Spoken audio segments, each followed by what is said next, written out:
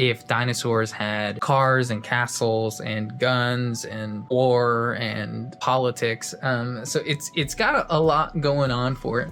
So I saw this comic book at a shop not that long ago. It was only $1, so I thought it was cool enough on the cover that I could pick it up for $1 and read it. I wanted to talk about it. It's called Feud, and this is such a odd book, and it kind of reminds me of like old Transformers, and I think this like could have had the potential of like getting to that if it was maybe just a little bit earlier to the punch, because obviously Transformers goes way back, and this does start in the 90s, which is, yeah, like maybe 30 years ago, but it's still not that early in order for it to like blow up and become a franchise. And so I think it's a little unfortunate because it is kind of cool, and the artwork is like really solid. And I mean, for old like 90s like style of like comic book art, this is really cool. Like, this is amazing.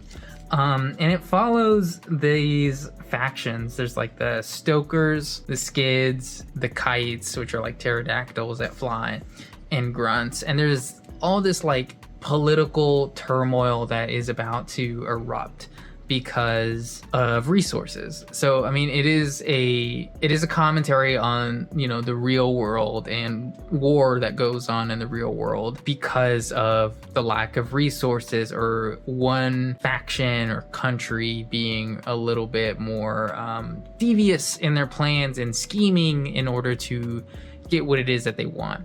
And so I highly recommend it, because even though part of it is like maybe a little bit over stylized and maybe like asking a bit too much for you to suspend your disbelief, but it is like really cool actually. And the artwork all the way throughout is solid. Like, it's some of the best I've seen for really old comic books. Like, it's super colorful all the way throughout.